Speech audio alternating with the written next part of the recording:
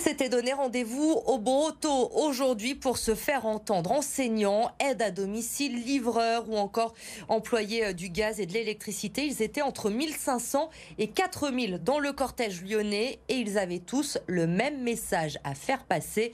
Une revalorisation des salaires. Sur place pour BFM Lyon, Clémence Delarbre et Maïva Komsi. Nous sommes les sacrifiés ou encore stop au mépris. Ils étaient plusieurs milliers aujourd'hui dans les rues de Lyon pour dénoncer leur pouvoir d'achat, mais aussi et surtout leur salaire qui pour beaucoup ne leur permettent pas de vivre. Écoutez Nicolas qui est à ESH. 760 € par mois en moyenne pour les AESH, c'est compliqué de finir les mois. On en a marre de manger des pâtes tous les jours, ou presque. Moi j'ai eu des soucis par exemple pour des frais de santé, j'ai eu des problèmes de dents. Ça a été compliqué juste de pouvoir être soigné en fait. Mais à partir de la moitié du mois, ça devient compliqué quoi. Et en fait, ce qui est pénible, c'est d'être toujours dans l'incertitude en se disant mais j'ai aucun moyen, s'il y a un imprévu qui arrive, je suis dans la merde, excusez-moi du mot, mais voilà quoi. Enseignants, soignants, agents TCL ou encore salariés du monde de la chimie, cette manifestation rassemblait aussi bien le secteur public que le secteur privé, comme Eddie qui est agent de sécurité. Et pour lui, c'est la première fois qu'il participait à une manifestation car il veut exprimer un vrai ras-le-bol. Écoutez-le. Je suis chef d'équipe et en net, je suis à 76 € de plus que le SMIC. Voilà, donc les gens comme moi ou des collègues, on s'en tire juste avec notre prime d'ancienneté. Moi, ça fait 15 ans, par exemple, je suis sur mon site. Donc ça me fait à peu près 130 €. Je m'en tire juste avec ça, quoi. Je pars pas en vacances, rien du tout. Voilà, j'ai acheté un véhicule à crédit, sinon je peux rien faire. Partie des Brotteaux, la manifestation est arrivée ensuite ici sur le quai aux Gagneurs à 2 pas de la préfecture. Le cortège s'est ensuite tranquillement dispersé. La suite du mouvement devrait être décidée dans les jours à venir. Mais en tout cas, pour toutes les personnes avec qui nous avons parlé, elles nous l'assurent, la mobilisation continue. La préfecture renforce le dispositif d'hébergement d'urgence face à la vague de froid qui touche la métropole depuis plusieurs jours maintenant. Le préfet va mobiliser 150 places hôtelières supplémentaires. Au total, le parc d'hébergement d'urgence doit atteindre les 8600 places dans les prochains jours. Et face à ces températures glaciales, la solidarité est de mise en ce moment. Si vous passez par le 2e arrondissement, vous tomberez très certainement sur le mur du don à l'angle de la rue de la République et de la rue Childebert. Le principe est très simple. Vous déposez un vêtement chaud et les personnes dans le besoin peuvent venir les récupérer. Lucie Young. Dans ces sacs, des pulls, des bonnets et des manteaux pour l'hiver. Il aura fallu une nuit et quelques clous pour installer ce mur de dons éphémère. Depuis lundi soir, des vêtements chauds y sont accrochés pour les plus démunis. Le projet, lancé par le collectif Superposition et la friperie Sigu, connaît déjà un franc succès.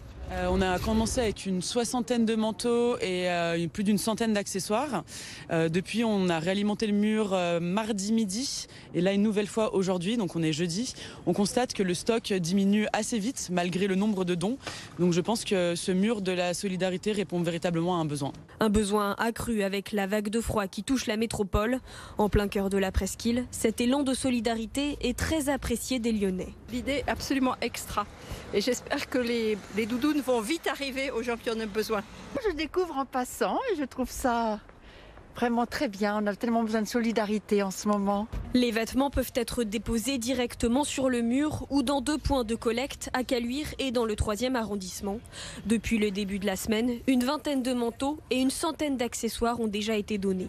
On ne s'attendait pas forcément qu'il y ait autant de dons, mais du coup, ça fait du bien de savoir que les habitants, que les gens nos clients par exemple à la boutique, que nos amis soutiennent ce genre d'initiative. Le porte-manteau solidaire devrait rester le temps des travaux de réhabilitation de l'ancienne boutique Hermès. Le collectif espère inspirer la construction d'autres murs de la gentillesse dans les rues de Lyon. La ville d'Écully passe en zone non-fumeur. À la fin des vacances de février, il sera interdit de fumer aux abords des écoles et des crèches. Au total, une dizaine d'espaces sans tabac vont être créés. Mélanie Ferreira. Ce jeudi matin, devant l'école, Alban a le temps pour un bisou, pas pour une cigarette. Cette maman d'élève est fumeuse, mais elle ne voit pas d'inconvénient à l'instauration d'un espace sans tabac. Bon, non, parce que dans tous les cas, c'est pas un lieu où on stagne. On vient chercher notre enfant, où on le dépose. Et après, si on veut fumer, on va plus loin, ou on va à la maison. Non, c'est pas un problème. C'est une très bonne décision. Il faut éviter, surtout devant les enfants, devant les écoles. c'est quand même donner un bon exemple aux enfants, la nouvelle génération. Et aussi, il faut qu'ils pensent que c'est quand même dangereux pour la santé. Globalement, les parents d'élèves sont plutôt favorables à cette mesure, même si pour Pierre, ça ne va pas encore assez loin. C'est pas vraiment un sujet, je suis pas sûr que ça apporte grand chose. Encore une fois, cette stratégie des petits pas, à mon avis, elle est insuffisante au regard de l'enjeu. En fait, moi, je voudrais des espaces sans tabac partout en France, pas forcément que devant les écoles. Chaque année, plus de 40 000 personnes meurent d'un cancer lié aux effets du tabac.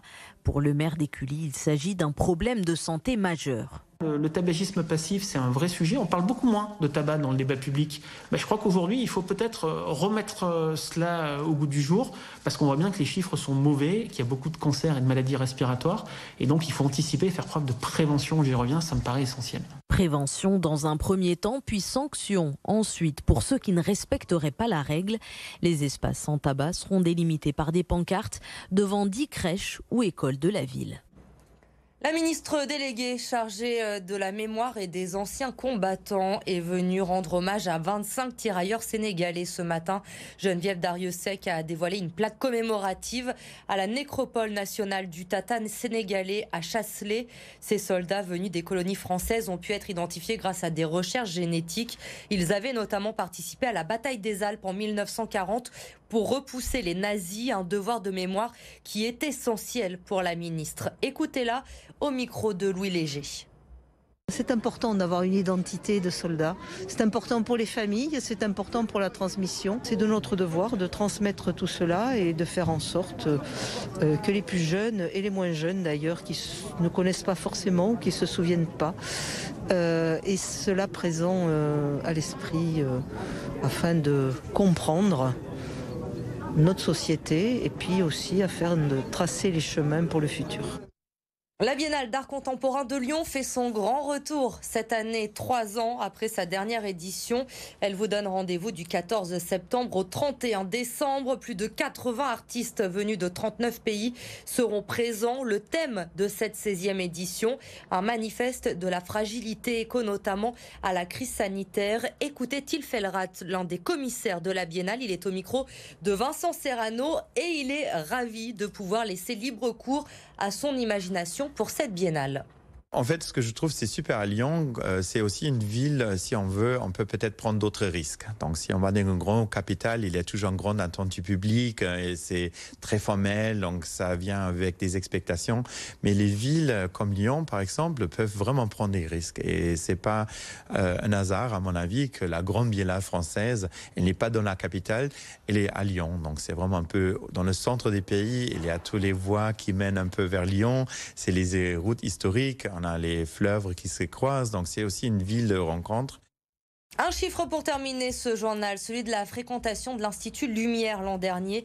Il a accueilli près de 53 000 spectateurs entre mi-mai, date de réouverture des lieux de culture, et le 31 décembre. C'est 3% de moins qu'en 2019, qui était d'ailleurs une année record pour l'Institut. Mais c'était une année pleine, contrairement à l'an dernier. Signe encourageant pour l'Institut Lumière, la fréquentation de la salle Lumière est en hausse de 23% depuis le début de l'année.